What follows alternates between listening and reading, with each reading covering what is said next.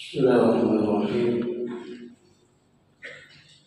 Assalamualaikum warahmatullahi wabarakatuh. Alhamdulillah, segala puji bagi Allah Subhanahu wa taala. Wassalatu wassalamu ala Rasulillah. Shalawat dan salam kepada Rasulullah Muhammad sallallahu alaihi wasallam.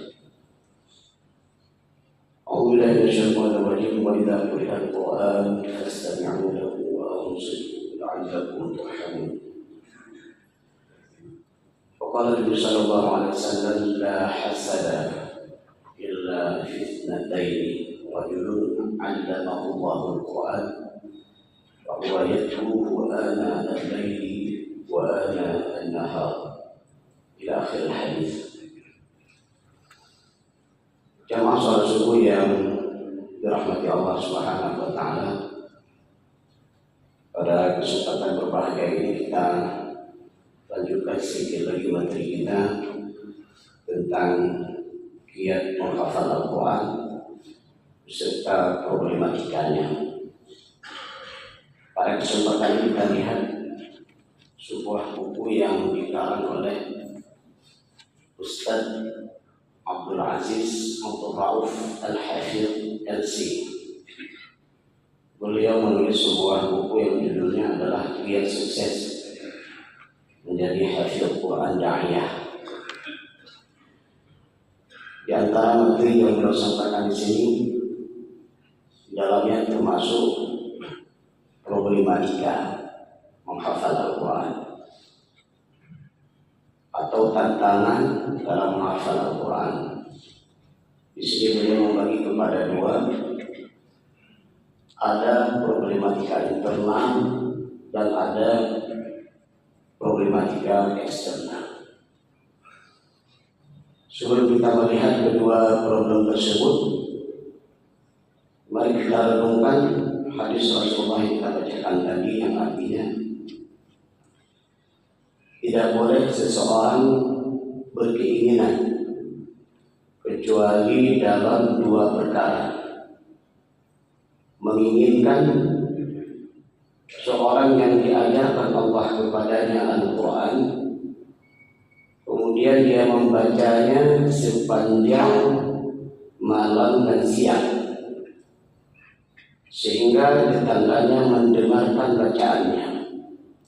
Kemudian dia berkata, andaikan aku diberi karunia sebagaimana si fulan diberi, sehingga aku dapat melakukan sebagaimana si fulan melakukan. Hadis riwayat Bukhari dan Ahmad. Dalam hadis ini digambarkan bagaimana seseorang yang ghibtah, cemburu yang baik. Di antara cemburu yang baik yang dibolehkan adalah, kata Rasulullah, seseorang yang melihat saudaranya yang diberikan oleh Allah Subhanahu wa taala kemampuan membaca Al-Quran yang bagus, baik dari segi tajwidnya, tartilnya, perenungan bacaannya. Artinya kita menarik mendengarnya, bisa mengikutinya, merenungkan maknanya dan seterusnya. Nah, dalam hadis ini disebutkan, kemudian seorang yang diberikan kemampuan seperti itu, sehingga dia membacanya siang dan malam. Disebutkan di sini sehingga tetangganya mendengarnya. Artinya dia merasa cemburu. Kalau bisa saya bisa seperti itu. Hadis ini memberikan sebuah motivasi kepada kita bahwa boleh dan dianjurkan agar kita bersemangat menjadi pribadi yang bagus dalam membaca Al-Quran. Dalam hadis lain disebutkan dalam sambungan ini tentunya orang yang diberikan harta dia berinfak siang dan malam. Nah, ini menjadi motivasi bagi kita sambil kita mengukur sampai di mana sudah kemampuan bacaan Al-Quran kita. Apakah kita masih di level tahsin? Maka jangan berlama-lama. Selesaikan level tahsin itu, karena masih banyak tugas kita terhadap Al-Quran. Kalau tahsin sudah bagus, maka lanjutkan dengan untuk bisa memahami terjemah Al-Quran, tadabbur Al-Quran, plus juga bisa menghafalnya. Yang tentunya semua kita sudah paham, para bacaan sudah bagus, bisa mengetahui terjemah dan menghafalnya. Mudah-mudahan kita bisa mengamalkan isinya. Dan selanjutnya tentunya mendakwahkan, mempertahankan. Nah ini, maka oleh karena itu tidak ada alasan bagi kita untuk tidak bersemangat dengan Al-Quran. Namun demikian ketahuilah, dalam proses seseorang bersama Al-Quran, khususnya saat proses menghafal, itu tentunya ada tantangan yang akan dihadapi. Maka dalam buku ini Ustaz Abdul Aziz Abdul Rauf, beliau menyebutkan ada dua tantangan besar. Yang pertama adalah tantangan secara internal. Apa itu tantangan secara internal atau dalam diri seseorang sehingga dia memiliki hambatan dalam proses bersama Al-Quran dengan menghafalnya dan seterusnya? Yang pertama adalah terlalu cinta dunia dan terlalu sibuk dengannya. Orang yang terlalu asyik dengan kesibukan dunia biasanya tidak akan siap untuk berkorban dengan Al-Quran, baik itu dari segi waktu, tenaga, pikiran, atau kesempatan untuk mendalaminya. Nah ini yang pertama. Orang yang terlalu sibuk dengan kehidupan dunia sehingga dia tidak lagi memiliki waktu untuk Al-Quran. Makanya pada kesempatan sebelumnya kita sudah menyampaikan bahwa ketika kita berkomitmen akrab dekat dengan Al-Quran, maka salah satu yang diharapkan dari diri kita adalah waktu. Dari 24 jam yang kita miliki, maka berapa lama yang harus kita sisihkan bersama Al-Quran? Sebelumnya kita sudah menyampaikan salah satunya adalah waktu sholat wajib kita, ada 5 waktu. Sebelum kita melaksanakan sholat wajib kita, setelah kita melaksanakan sholat wajib kita, nah itu salah satu waktu di antara sekian waktu yang kita miliki untuk bersama Al-Quran.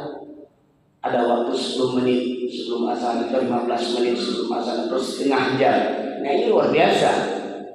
Kalau bisa meluangkan waktu setengah jam sebelum azan dan setengah jam setelah azan, sudah 1 jam. Berarti kalau kita kalkulasi dari 5 waktu salat yang kita miliki, di situ saja, di waktu salat saja sebelum dan sesudah salat, kita sudah mengalokasi 5 jam bersama Al-Quran. Ini luar biasa. Karena kalau kita baca para ahli-ahli yang lainnya, ya, ahli olahraga, memiliki keahlian yang lainnya, itu mereka tidak kurang meluangkan waktu 5 jam untuk keahliannya. Kenapa? Karena kalau tidak meluangkan waktu untuk keahlian mereka, mereka tidak akan bisa mengasah atau memperkuat keahliannya itu atau mempertahankan, nggak bisa. Ini kita lihat ada orang yang merawat tubuhnya sehingga digunakan waktu dari sekian waktu 24 jam berapa dia harus datang ke sana, terus makanan dan minuman apa yang harus dia konsumsi, nanti gerakan apa yang harus dilakukan, itu nggak kurang daripada 5 jam. Itu katakanlah orang untuk olahraga. Belum lagi keahlian yang lainnya juga demikian. Nah pertanyaannya, ketika kita ingin dekat dengan Al-Quran, terutama khususnya untuk menghafal, maka pertanyaan sederhana adalah berapa waktu yang kita miliki dan harus kita alokasi dengan Al-Quran. Nah, salah satu tadi adalah di waktu salat. Ini luar biasa. Saya punya seorang teman, dia berkata kepada atasannya, dia sibuk di lapangan bekerja, tapi dia berkata kepada atasannya karena dia menghafal Al-Quran, pada bosnya, apa yang dia katakan? Mohon setengah jam sebelum sholat dan setengah jam sesudah sholat, tolong waktu saya jangan diganggu, karena ada waktu yang harus saya khususkan, yaitu bersama Al-Quran. Itu contoh. Kita punya komitmen, ya. Nah itu di antara waktu sholat. Nah bagaimana dengan waktu-waktu yang lainnya? Di sela-sela kita bekerja, ada kosong waktu. Kenapa tidak mushaf yang sudah kita siapkan yang bersama kita itu bisa kita gunakan untuk ziyadah atau murajaah hafalan kita. Belum lagi nanti di rumah kita. Nah, ini cukup menarik. Ya, kita ingin di rumah kita itu terdengar suara Al-Quran. Saat kita berada di ruang tamu, kita lagi melantunkan Al-Quran.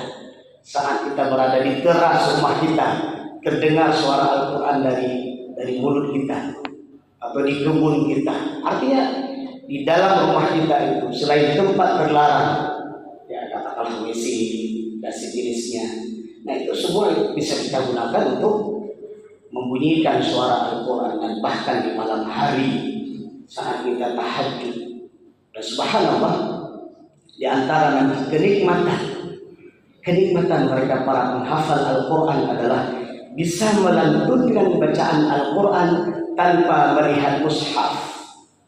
Subhanallah, di masjid kita ini setiap 10 akhir Ramadan itu ada qiyamul lail yang Masya Allah ananda-ananda kita dan mereka-mereka yang masih muda belia yang melantunkan bacaan Al-Quran dari jam 2 malam sampai jam 4 pagi dengan bacaan yang tahtil, dan bahkan bisa kita hitung berapa salahnya dari satu juz yang dia baca dengan tahtil itu, hampir nggak ada salah.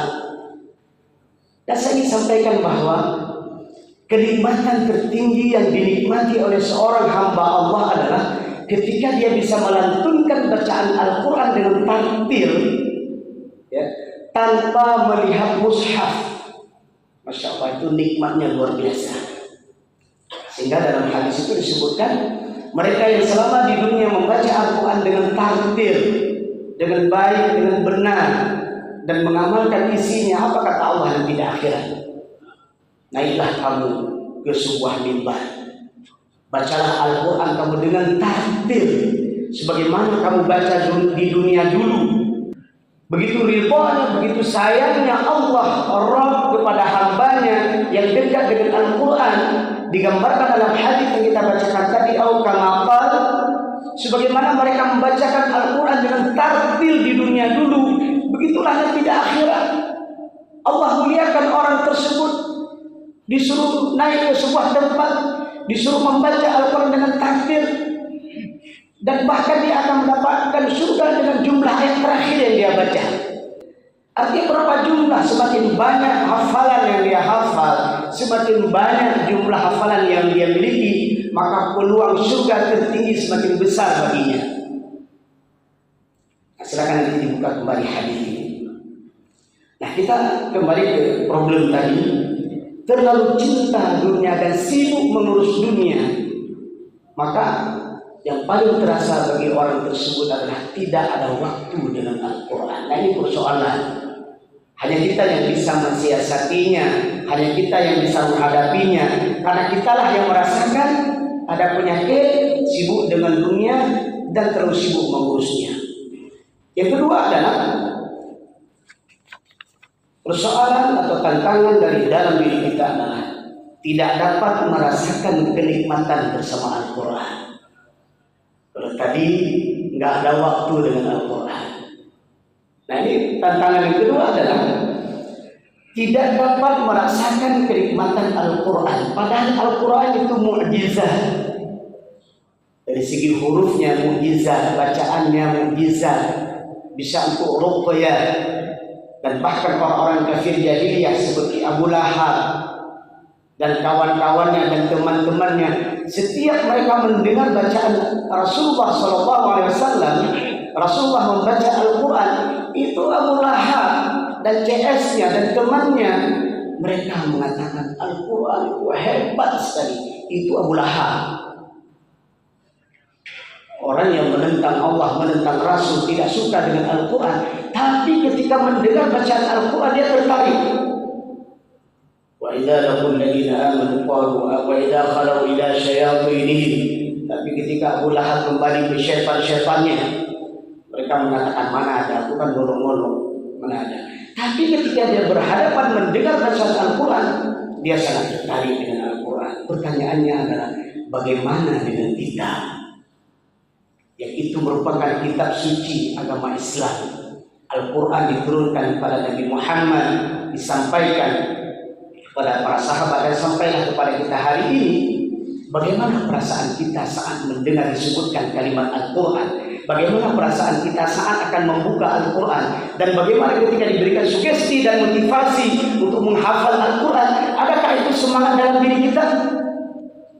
Kalau ada, berarti hati kita bersih, jiwa kita tenang, takwa kita bagus.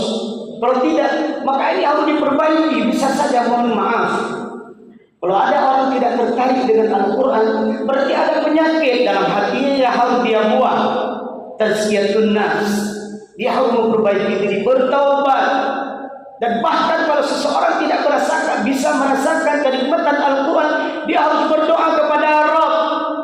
Dia minta kepada Rabb, ya Rabb, berikan aku kelezatan membaca Al-Quran, berikan aku kelezatan untuk menghafal Al-Quran, berikan aku kelezatan untuk hidup dengan orang-orang yang bersama Al-Quran.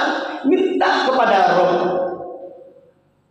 Sebagaimana iman ada halawatul iman, ada manisnya iman, begitu juga komunikasi dengan Al-Quran, ada kenikmatan bersama Al-Quran. Maka di antara tantangan terbesar ketika seseorang berhadapan dengan Al-Quran adalah hilangnya nikmat dalam dirinya untuk bersama Al-Quran. Penyebabnya kenapa? Banyak penyebabnya sebagaimana kita sampaikan tadi. Ada penyakit dalam hatinya, ada dosa yang dia lakukan sehingga dia harus bertaubat. Padahal Al-Quran itu adalah mukjizat. Salah satu mukjizat adalah bisa kita menikmati berjam-jam. Ada sebuah kegiatan halaqah Al-Quran yang pernah kami lakukan. Kita undang masyarakat, kemudian mereka berwudu, kemudian mereka sholat sunat 2 rakaat. Ya, kalau di masjid itu sholat tahiyatul masjid. Kemudian ada qari yang kita undang, ada hafid yang kita undang. Kemudian hafid tersebut membaca Al-Quran dari jam 6 pagi seperti ini. Ya, namanya acara khatamul Quran, tapi dibaca dengan tartil. Kita undang untuk membaca Al-Quran dengan tartil, katakanlah di masjid seperti ini atau di tempat-tempat yang lain. Dan bahkan dulu pernah waktu kami masih di Pagarai dulu, itu memang kepala-kepala dinas itu dihubungi semuanya. Ya, aparatur-aparatur pemerintah itu dihubungi semuanya. Luangkan waktu 1 hari untuk anak-anak tahfiz Al-Quran, menghatamkan Al-Quran di kantor Anda. Anda luangkan waktu itu dari sekda yang berikan instruksi, bahkan dari gubernur waktu saat itu. Luangkan waktu Anda untuk bersama anak-anak hafiz Al-Quran ini, akan menghatamkan Al-Quran di kantor Anda, akan menghatamkan Al-Quran di rumah Anda. Maka saya ingin sampaikan satu hal dari kegiatan tersebut. Kalau kita pantau mereka yang hadir, apakah di situ ahli bait, orang yang ada di rumah tersebut, atau yang kita buat di kantor, semua karyawan berkumpul. Berapa jumlah karyawan? Yang menarik di situ saya ingin sampaikan adalah ketika Al-Quran dilantunkan oleh hafid Al-Quran ini, mereka yang hanya menyimak, mereka tidak menghafal. Yang datang itu tidak menghafal, menyimak. Saya memperhatikan semua mereka itu menikmati bacaan Al-Quran berjam-jam dari pagi sampai sore dan bahkan sampai jam 11 malam. Mereka semua berkomentar, kami tidak serasa sudah lebih 12 jam kami bersama Al-Quran, tapi seolah-olah baru 1 jam. Artinya Al-Quran itu akan terasa nikmat kalau kita banyak membacanya. Al-Quran itu akan terasa nikmat kalau kita bisa berlama-lama bersama Al-Quran. Bukankah dalam kehidupan sehari-hari, katakanlah makan, minum, tidak ada orang yang masuk ke kedai makan hanya 2 menit habis itu keluar, nggak ada. Coba tengok, walaupun kita makan di rumah nggak ada 2 menit, paling kurang 10 menit, paling kurang setengah jam. Ada makanan ringan sebelum kita makan makanan berat, ada makanan ringan pasca makanan berat, ada bincang-bincang ringan setelah kita makan. Coba lihat berapa kita alokasi waktu, nggak kurang 1 jam. Ternyata untuk urusan dunia saja, untuk makan minum saja, kalau waktu sedikit tidak enak. Tapi begitulah. Bagaimana dengan Al-Quran yang Allah sudah berjanji itu adalah mukjizat dan nikmat bagi yang mendengarnya. Dalam hadis-hadis Rasulullah disebutkan tenang ketenangan didapatkan orang yang membacanya.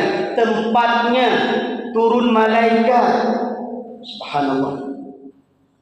Jadi tantangan yang kedua yang dirasakan oleh seseorang dalam proses menghafal Al-Quran adalah tidak bisa merasakan kenikmatan bersama Al-Quran. Dan ini persoalan.